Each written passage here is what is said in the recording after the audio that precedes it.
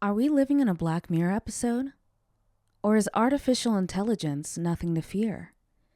AI has been around for years, but the rapid integration into our everyday lives is something to be discussed. In this episode, we cover the global fascination with AI, its pros and cons, and whether we think it will take over the world.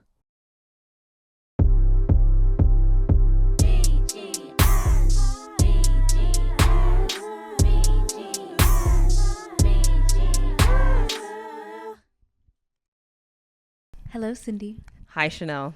Can I tell you something that really grinds my gears? Oh, yeah. Period.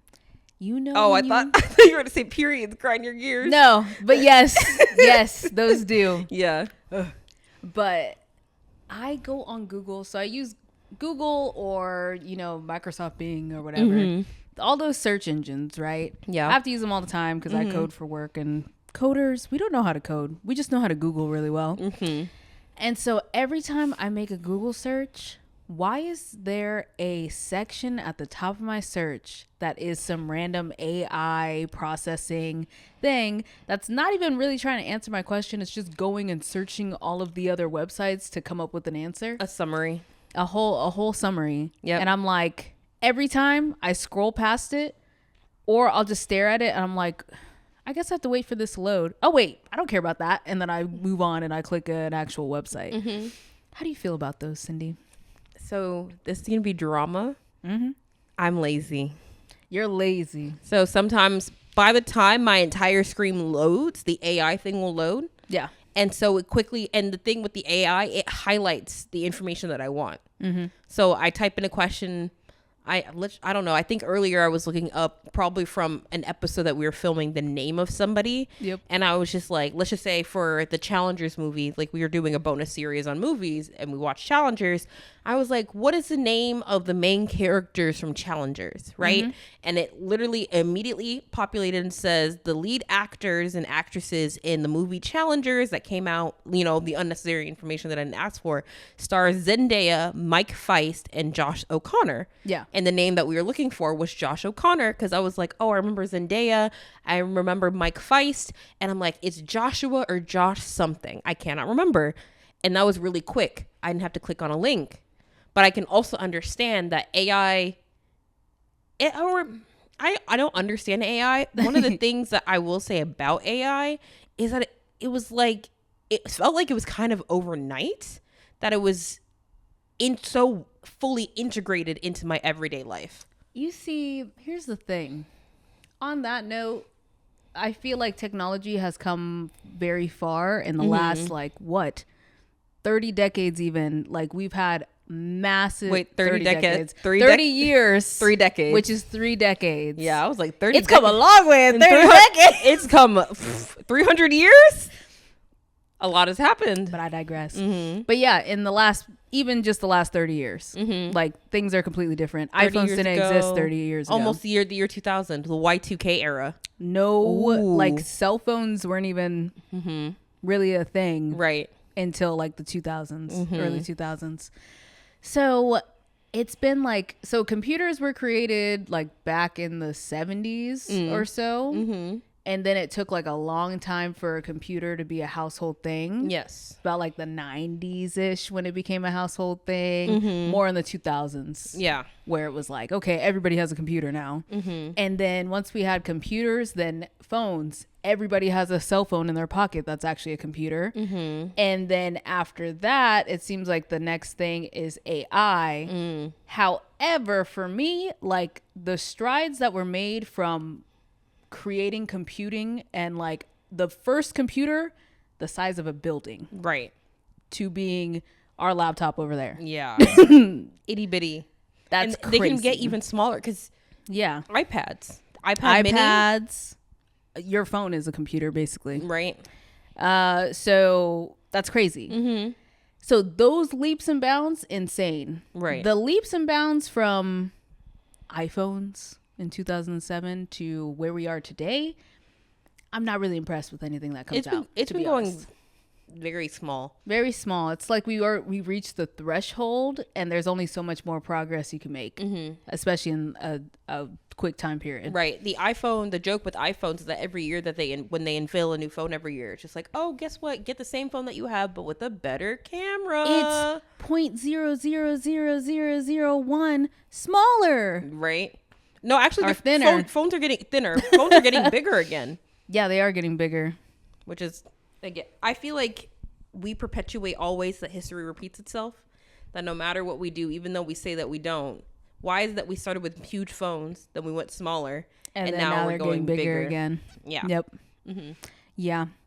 So when it comes to AI, I'm honestly not impressed. I am a data scientist, fun fact.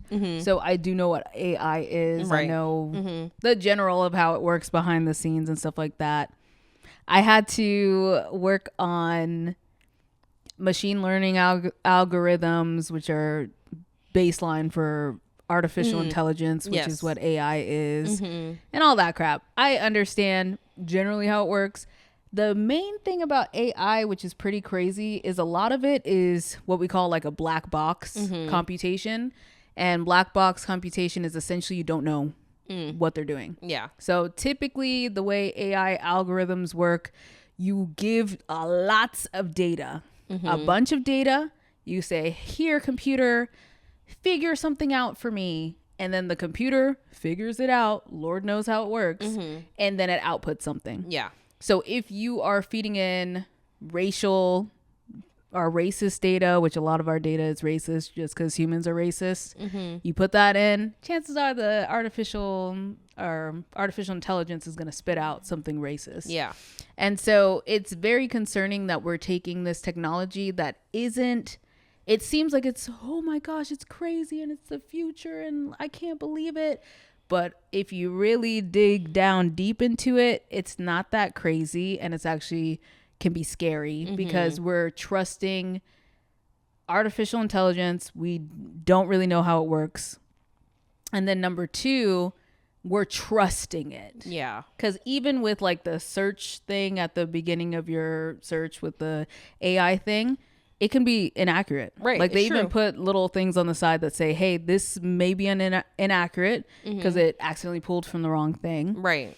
And you know, that's cool if you're just searching for something and maybe you got Josh Smith instead of Josh O'Connor. Yeah, Josh O'Brien. That's not going to kill anybody. But if we start using artificial intelligence in criminal cases and you have an AI judge, yikes. If we have, you know, other examples, you know, maybe there's like using it for gerrymandering or like, you know, how they try to use AI to like solve. So what's gerrymandering? Gerrymandering is when you have people drawing districts. So it would be like for voting. People draw the districts. So they say, I want this group to vote for this representative. So typically Republicans will say, hey, I'm going to draw the district like this and it's a funky shape just so I can get all the Republicans together. And so that will be a red representative. I see. That's gerrymandering. And so some people will say, oh, let's give it to AI so that it will be unbiased. The data is racist, so it's going to make racist decisions. And we'll just go, look, it wasn't a person's fault. It was just what the AI gave. Yeah. No, it's interesting that you bring that up because we're both scientists. And when I was in grad school and I was like working on like my research paper, there was a period that we wanted to do some modeling and potentially look into machine learning, because at least within the space that I was doing research in, machine learning hadn't really been done. But one of the things that I remember thinking was like, it's only as smart as the data that I put into it. So I remember having a full conversation with my advisor being like, well, I don't see the point of using machine learning because the results that it's going to give me is what I can tell you from doing the work myself. You need a lot of data. A lot of data for it to be even capable of doing what you want it to do. And we don't have the time to do that with the work that we have, for one. Yeah. And then also with science, there's always a margin of error. Yep. Typically, it can be like systematic or experimental, but there's always that asterisk of human error, to the point that when you're reporting stuff for error, you don't even say human error because you know it's like it's a cop-out error. It's like everybody knows human error is going to be a thing. So now that you're mentioning that, and I'm thinking of the application, it does bring a little bit less of a validity to AI, especially because it's at least, because I know machine learning has been around, but this whole idea of AI pulling data for you from like different sources or in meetings. I don't know if your company has been using a form of AI, but we have a form of AI where I work where you can have it going on and it can help like summarize meetings, write emails for you. But still, a lot of what I hear people saying is like, I still need to edit. Yeah. Like I'll go through and I'll read it and I'll realize that that's not right. It's inaccurate. Yeah. And yeah, I would say to the point of the amount of data that you need, it's really annoying to me that a lot of these companies are just pulling people's data. Yeah. You don't have to ask anybody for permission. They can read, find a random artist, find a random novelist, literally read all their work, and then they can produce a fake copy of the work. And now it's probably not going to be good, but if we give it time and they improve, you're stealing other people's work. But it's not just because it's such a new industry, it's not considered stealing. It's not protected. Yeah, there's no laws to prevent people from doing that. It's an integrity thing. Yes. And you're hoping that the people who are consuming the work have integrity, but most of the time they don't. Do you remember what was that called? Where they were using AI images for currency? AI images for What was that called? I can't believe this was a huge thing back in the day. I feel like it starts with an N. I'm forgetting, but I know exactly what you're talking about. Right? It's like it's an image, but you're buying a thing where anybody could copy the image, but you have the one original image. Yes. And it's like encrypted. Yep. I can't believe I can't remember what this is called because everybody was buying them. It was so dumb. And it was so that was the first time that I ever that and then deepfakes, like you said, but those were the two times that I saw AI being used in ill intent. Because again, I've learned of artificial intelligence from the science perspective, and it was just like NFT, nice. It came back. I don't know what NFT stands for, but I don't know either. But yeah, so non-fungible token. You literally just need to talk. You just need to keep talking, and it'll come in there. Yep.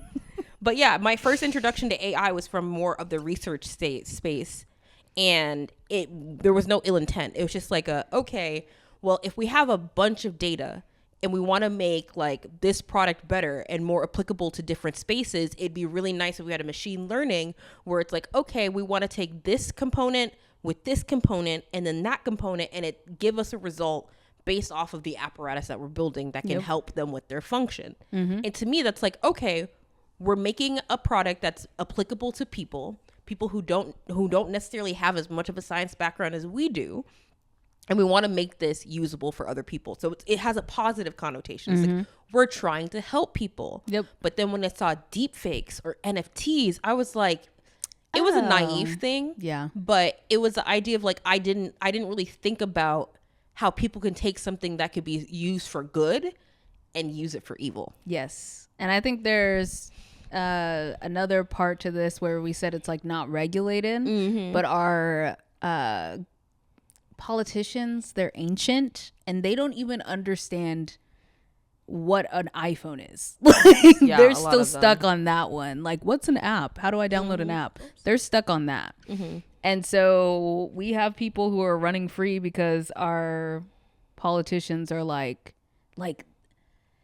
they were having an interview with the head of Facebook, Mark Zuckerberg. Yes. And he's having to explain like what posting is and making an account, like basic stuff. And that's not good. That's not good. Especially when you're like, just because you brought up deepfakes, especially when you're dealing with the issue of deepfakes, and not even like deepfakes are bad, but even the deepfakes that are like, people are trying to rewrite history by putting like a lot of our like politicians and leaders around the world into situations. And yes, there's certain things that you can see with AI images, like the fingers are, but if from like the waist up, if you don't see hands, if you're not paying attention, Yes. Like you really have to look and inspect images. Yeah. And they were even saying with like the recent hurricane that there was a abundance of like fake AI images, fake videos that were created by AI. I had no idea. And it's like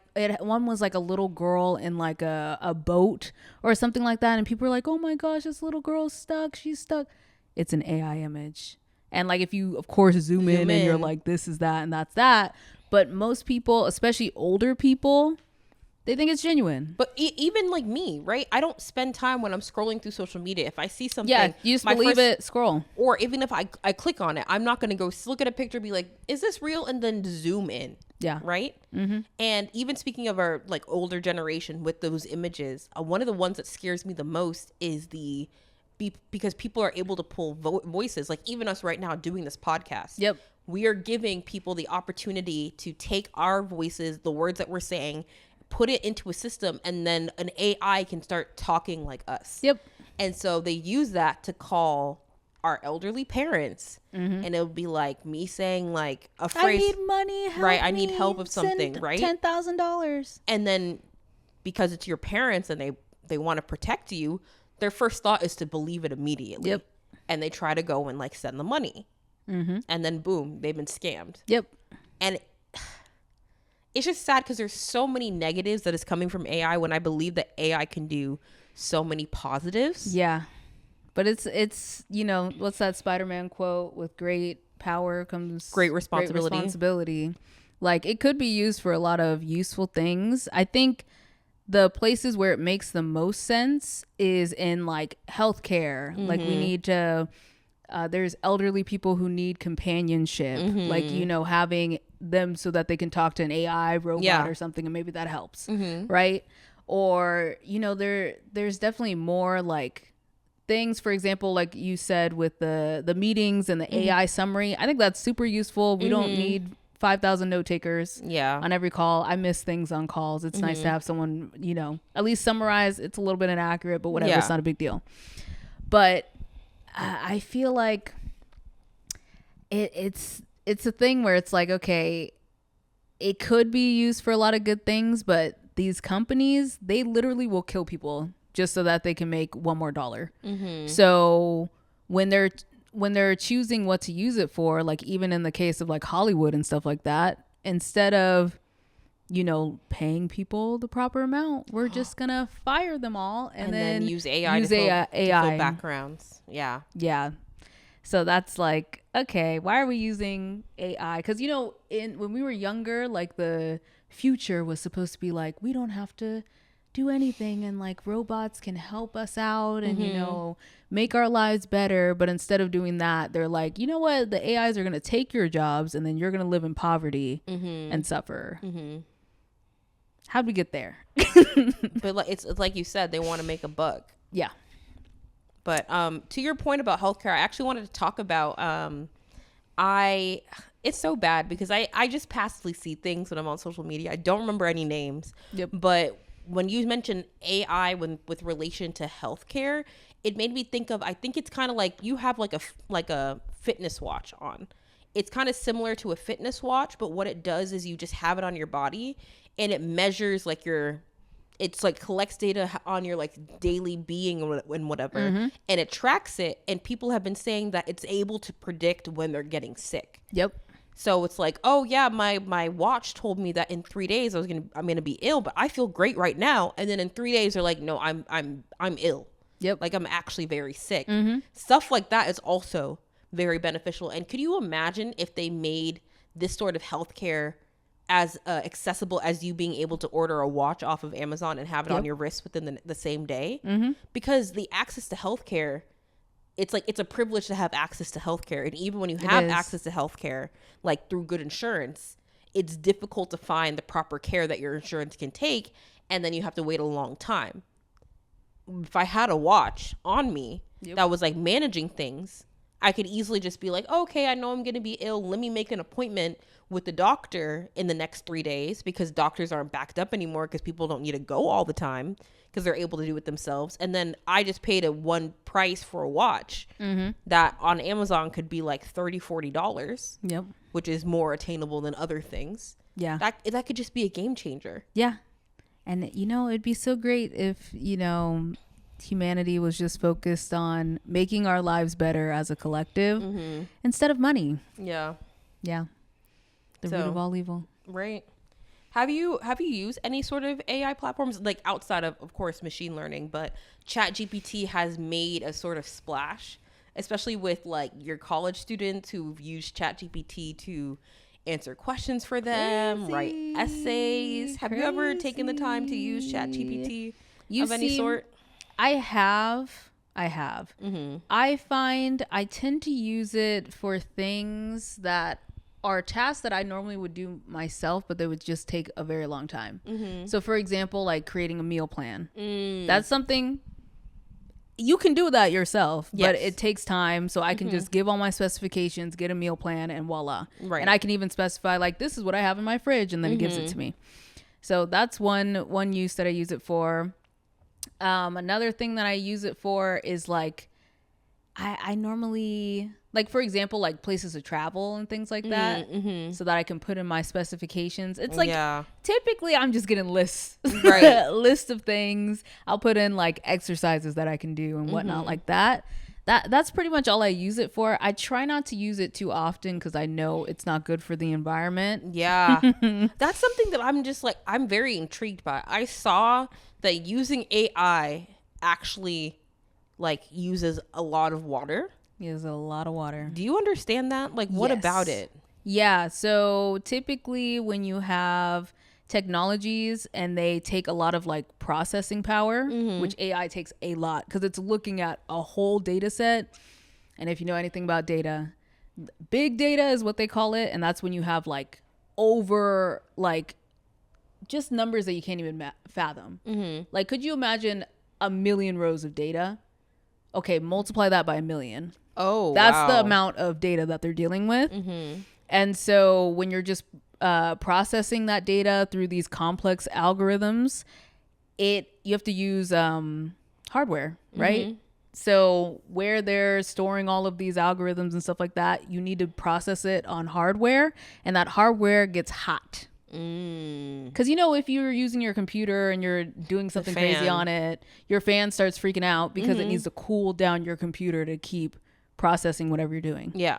If you don't do that, it's going to overheat and turn off. And so that's what they're doing. And normally they use water, I'm pretty sure, as like a cooling method to cool down these things. Oh. I don't know exactly how it works. I've never seen one of them. Right. But that's the idea behind it. So then at that point, with every single method of AI being out there and a person using it at this point, right now there could be thousands of people utilizing AI to do simple things like you were mentioning, doing lists or something more complicated, making artwork. That must be gallons of water. And that's why, because I have some understanding of like how much AI is, I've been sitting here, okay, I'm going to have this run on, my 10,000 row data set. Oh, it's going to take, 2 hours. Let me go walk around while my code finishes processing. I'm looking like, why is there AI every time I search anything ever? And I don't even need that, girl. Why can't I turn it off? You can't turn it off. You can't turn it off. I think that's the other thing that's kind of scary about AI is that it's being forcibly integrated into our lives. We're not asking for it. Nope. Right? There have been times that I heard about ChatGPT for a while before I used it just to see what it was like. And if I'm gonna be honest, a lot of these captions that people are gonna see with our episodes we tried using it to just refine. And it is helpful, but of course it's helpful, but only within a certain amount of reason. Course. Yeah. Right? You still have to put in the work. I forgot what point I was trying to make. That ADHD. Yeah, I do have ADHD. What was I saying at first? I think you were trying to say something about the fact that it's used all the time. Oh yeah, it's being forcibly integrated into our lives. Yes, in a way that we can't do anything about it. So even if you want to try to protect the environment, you're kind of it's being forced against you. Don't search anything ever again. And that's not probable based off of how the life that we've been living. Like I think Google was created in 1998. Was it that soon? Oh wait, no. Did it? It might. I believe you. I believe you. I believe you. Okay. I just know that we're a couple years older than Google. So at least for us, Google has always existed. Yeah. Right? It's kind of like when you think of the students who are using ChatGPT to do their work. For them, and like the generations to follow, they've never been able to have an assignment without having the access to ChatGPT. Yep. So soon they're not going to understand how to do work without ChatGPT. I saw a study on this. Oh, did you really? And it's scary. So they basically took some participants and they gave them like I can't remember what the test is, but it was like coming up with ideas. Like that's the general test. And so they had, I think, 3 different groups. They had the control group where you just do it yourself. You had a practice time where you did it yourself. And then you had the exam where you did it again. So that was the first group. The second group was you had AI help you. And then you did it yourself. Right? And then the third one was you had an AI like guidance. So they're not giving you the answer. They're just guiding you. Right. And then you would do the test yourself. Guess who performed the best? The ones that had the AI guidance? No, the ones that had no help at all. Wait, really? Yes. Why? They were saying like the idea behind it is if you have an outer force coaching you or helping you through something, you like turn off your brain. You're like, it's helping me, so I don't need to do anything. And so when you go to do it yourself, you're worse at it than the people who just did it from themselves from the beginning. Okay. And it was like coming up with ideas. So like that's pretty crazy. Yeah. And so yeah, the group that performed the best was the ones that had no help at all. And so what they're trying to say with this study is that if you are using AI or you're using AI assistance, even just guided assistance, chances are you're going to perform worse. And I think the one that did the worst was actually the guidance one. Yeah, which was the last one. Yeah. So pretty much the more influence of AI. Yeah. See, which is interesting. But the point that I was trying to make is that the reason why it's going to be difficult to not be able to stop using Google is because Google was always there. Yep. Right? You always had Google. So now it's just like, I know how information was gotten before. Like before Google, you had libraries, you had books. But because we've been pushed towards using more of Google, it's more difficult to find a lot of these books in libraries because a lot of these books have been put online for you to search and find them on Google. Yeah. Right? And pretty soon with AI, if AI is going to be integrated everywhere and it just becomes something that you're accustomed to, where instead of saying I'm going to go search for something, I'm going to Google it, it's going to be like, oh, I'm going to just use ChatGPT. Yep. There's nothing you can do about it. And it's the fact that it's not accurate. Yeah. Like you can get ChatGPT to say something racist so easy. Oh yeah. So easy. That's very concerning. Yeah. And like on your same note, like when's the last time you seen an actual physical encyclopedia? We used to have those in my household. Did you have them when you were young? An encyclopedia, they were like this big and they had information on everything. It was crazy. I think it had to be either a middle school or high school library. No, I lied. College, because I used to study in the library. Okay, So yeah. College libraries are A1. They have everything. So yeah, I've seen encyclopedias there, but I'd used them more in high school. Yeah. Yeah. So those encyclopedias, it's like we're going to be losing a lot of information, history, just because even further than AI, everything's online. You know, like if you are on Twitter or something like that and you're an important person on Twitter and your account gets deactivated, you're losing probably 10 years of your trace online. See, speaking of AIs online, did you know that they have AI chatbots and AI and like celebrities have given their likeness to AI? Tell me why. This is going to get a little bit of PG-13. Oh, tell me why when I was scrolling on Instagram, I've never engaged with these AI chatbots, but they come up. There was one called Freak Bob. And do you want to guess what that was? Please tell me it's not SpongeBob. It was SpongeBob. No. It was, Chanel. It was an image of SpongeBob. No. My innocence. With his tongue out. No. With cum on his face. No. Hey, you want to know what the saddest part about this is, though? What? The saddest part about it was that you can see how many people engaged with the chatbot. 75.8 thousand people have interacted and chatted with Freak Bob. That's so disgusting. I am beside myself. Yeah. No. Yes. They have stuff like that. Or this is actually a sadder story, but I think it was a child who was like 13, 14 years old, whose best friend was an AI chatbot. And they had, asked it, they were having one of those days and they were just like, what do you think I should do? And the chatbot said, yep. End it all. And that's what they did. Yeah. Because there's, again, like you what said, data is it looking at? There's no regulation to it. Yep. And people can just keep creating stuff. It's so weird where people's minds can go. And now they can they have something that can visualize or like actualize that for them. Yeah. Yeah. It's concerning. It is. Oh, and then to the point again about the AI chatbots, I'm so confused as to why certain celebrities are allowing their likeness to be used. I would never. I'm trying to understand what the benefit of that is, because money. Is that it? You're allowing a publicity. Maybe. I think the only person I can remember who did it was Kendall Jenner. Mm-hmm. I know there was other people, but I can only remember Kendall Jenner. And I just looked at it and I think her AI's name was Billy or something like that. I'm just like, what's the point? What is the point?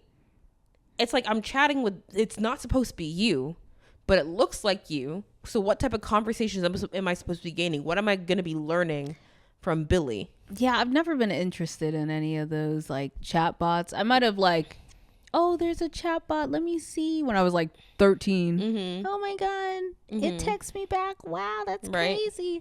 But other than that, I've never seriously sat down and been like, chat with this bot. Mm-hmm. And there's like people who have whole relationships with chat bots. Mm-hmm. I don't understand. It's very unhealthy. And I think while there are some pros to it, the cons definitely outweigh the pros to such an extent that at this point, I don't think it should be a thing. But again, with it being forced upon us. Yeah. And then now I'm guessing a lot more younger people are getting into that. And it seems like it was maybe like a way to soothe like loneliness type thing, which makes sense. But it might be, of course, we'd have to see some studies on this, but it might be the fact like you are chatting with this thing because you're lonely and you're going to continue to be lonely because you're chatting with this thing instead of going out and meeting other people. Mm-hmm. Chicken or the egg? What came first? Oh, I want to know who was the first person who was like, you know what I think this could be used for? This. There's always one. Yeah. And it's like, why does it always go to these dark places? Like it always goes to like either exploitation sexually or like, someone trying to make money off of other people, racism, trying to do like misinformation. It's like, why do we always go to these things? Because there's darkness in this world. There's darkness in this world. There's a lot of darkness. Yeah. Yeah. Yeah. And I would say if we're in a movie and we're trying to fight AI, I feel like the evil ringleader or like villain of the movie is Elon Musk. Mr. Tesla himself. Well, actually, no. He's not even Mr. He's not Tesla. Mr. Tesla, no. There's an actual guy with the last name Tesla. Yeah, and apparently he's not Mr. PayPal either. Wait, what? Have you heard this? No. So he got big, I guess. His dad is rich, so ignore that. Okay. But one of the big companies that he was associated with was PayPal. I had no idea. Yes. The first time I heard of Elon Musk was when he was attached to Tesla. Yeah. I could be delusional and just making this up, but I remember he was associated with PayPal, and I think it was the same situation as Tesla where he kind of kicked like the founders out. Okay. Type thing. I think that's like his MO. Like he just goes in and like kicks out. Oh, you mean with Twitter? Founders. Or did he also kick out Twitter? He bought. But he also kicked out everybody. Yeah, and he fired everybody. That's just his MO. I don't get it. So I didn't even realize he did that with Tesla too. He kicked everybody out. I think it was with PayPal was the first one. Right. Where 2 people founded it and then he sued them so that he could be seen as a founder. What did he do? Nothing. He came in after as a company. I don't know. Okay. And then I'm pretty sure he did the same thing for Tesla, but I'm not too sure on that one. That's so interesting. And then now he bought Twitter for a whole bunch of money. I think it was like, I can't remember how much it was, but it was like a good amount of money. Mm-hmm. And then now it's valued for a lot less. And I don't understand it. I guess it's like a Nepo baby vibe where, you just... Yeah. Your dad's rich, and so you think you just rule everything and you own everything and everybody should bend to your will, but then you don't know what the hell you're talking about. Yeah. Because you don't have the academic prowess behind it to actually be successful. Yeah. No, it's very interesting how the image of Elon Musk has shaped over the years. I mean, for someone like me who wasn't in the space, I don't have a PayPal account, which I know is criminal. I think everybody and their mother and their mother's mother has a PayPal account.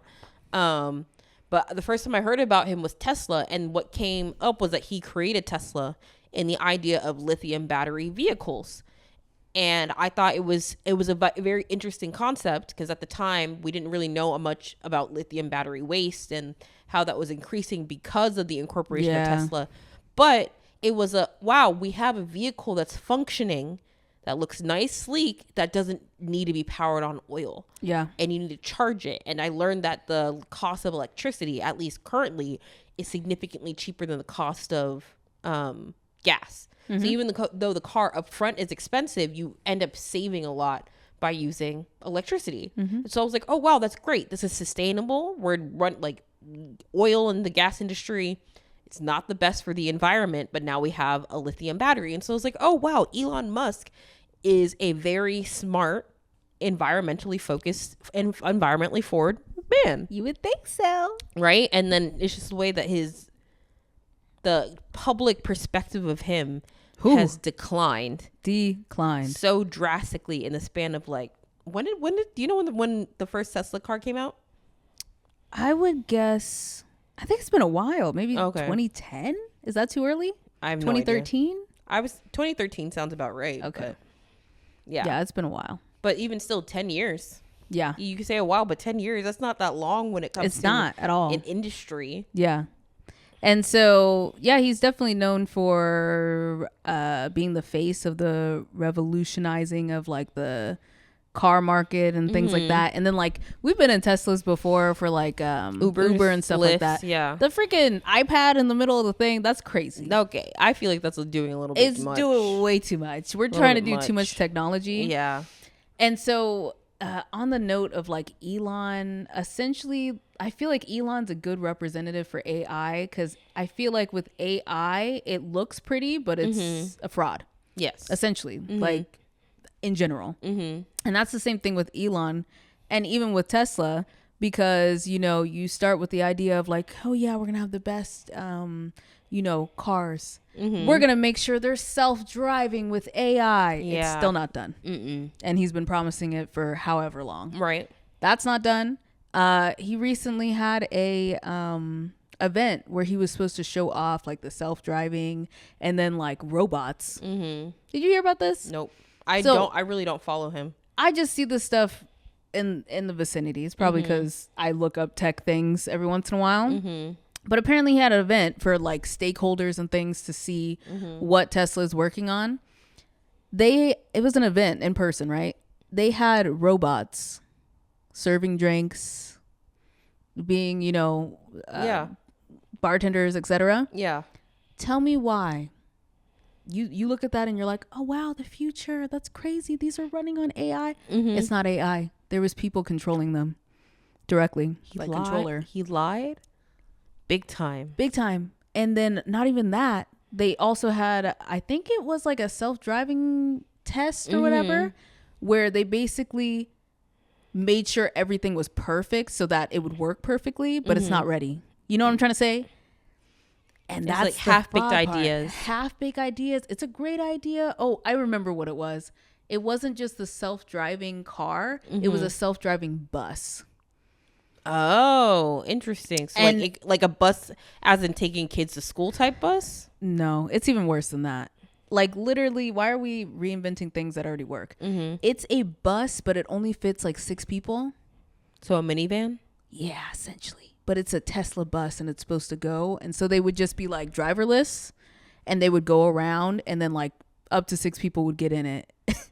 And then it would be public transport, but it's not public transport. It's private. What type of public transport? That literally is just actually not even like a whatever thing I said as an example before. It's just an Uber XL. It's basically just an Uber, but it's supposed to be the replacement for a bus. And so they're like, okay, first of all, the self-driving in your demo of this bus was only designed for that one course. It's not ready. You had robots at the party that were actually being controlled by people. What's real?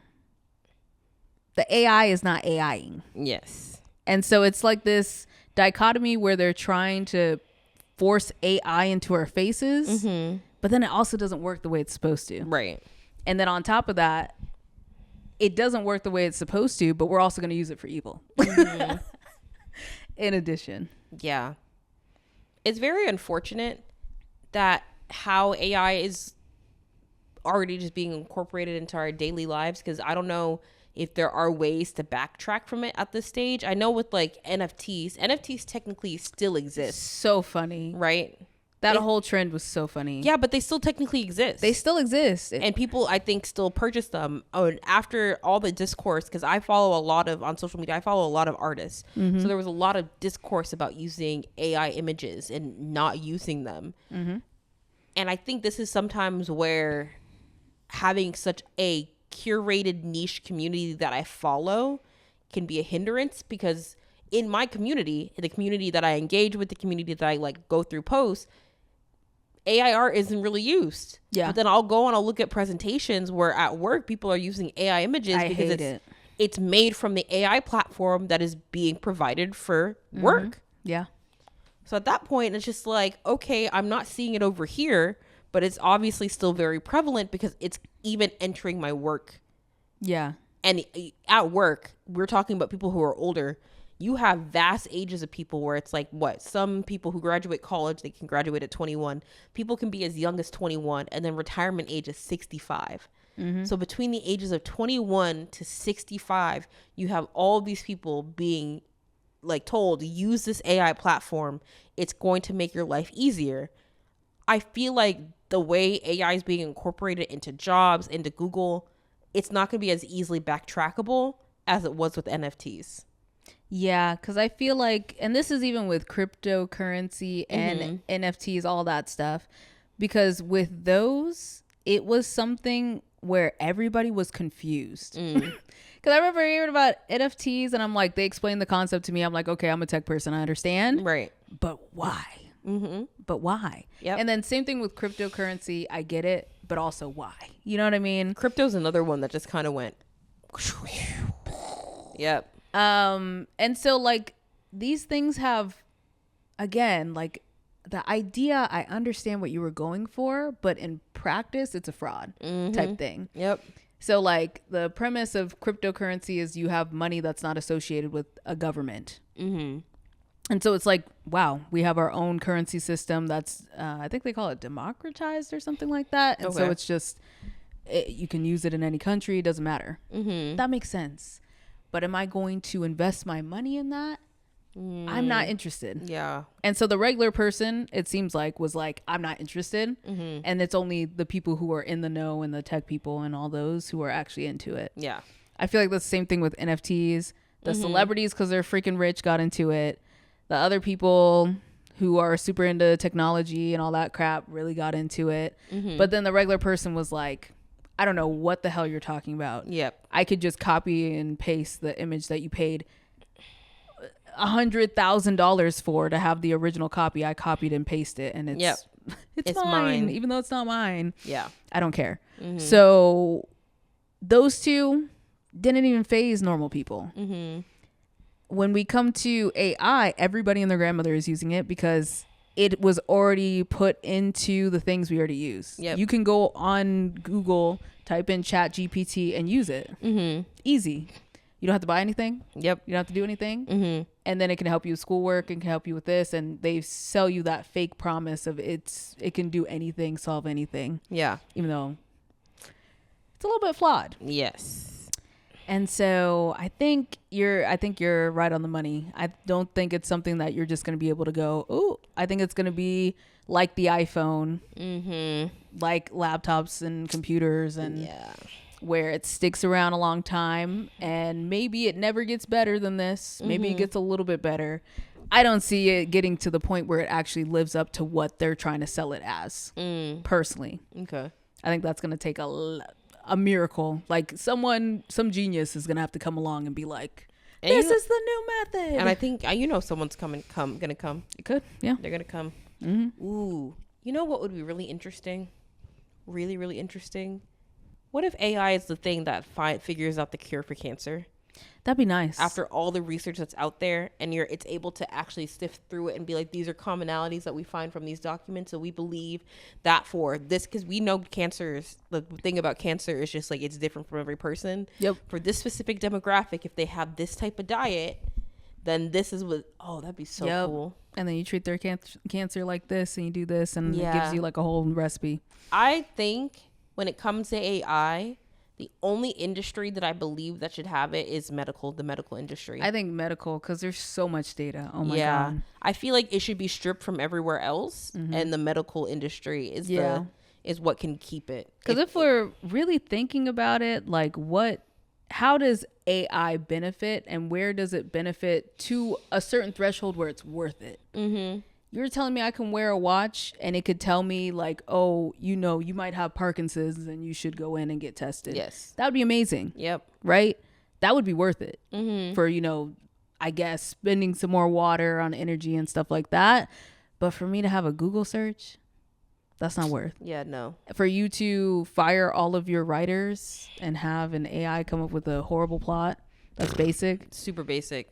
That's an L. So I think we need to think priorities. I think we need to regulate. I think we need to stop selling frauds. No more fake Deepfakes. dreams. And then, I think AI should be used wisely. And it won't. It won't. But we can dream. It was all a dream. Yeah. We almost made it through this episode without a song, so we had to throw it in there. Shout out, Biggie. Yep. You know very well who you are. Period. All right. I think that settles it right there. It sure does. We are anti-AI. Yeah, for the most part. Oh, I'm so sorry, sir. Are you okay? I just bopped my cat in the nose. Dang. That's brutal. Yeah, sorry, Winston. For the most part, we're anti-AI. For the most part. Yep. It's a little bit too much. Period. Well, this was a very riveting conversation. I had a good time. Yeah. AI is scary. It is scary. We'll see where, honestly, throughout this podcast, we'll see where it gets to. Because I know if a lot of huge legislation, which is going to come, happens, we're going to be talking about it. So, period. All right. Goodbye, Cindy. Bye. Ah!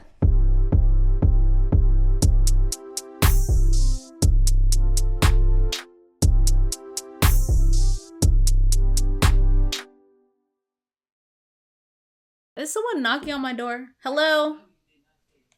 Open the door. Open the door. I'm filming a podcast right now. Goodbye. Hi. You want to say hi to the podcast? No, thank you. Okay, bye.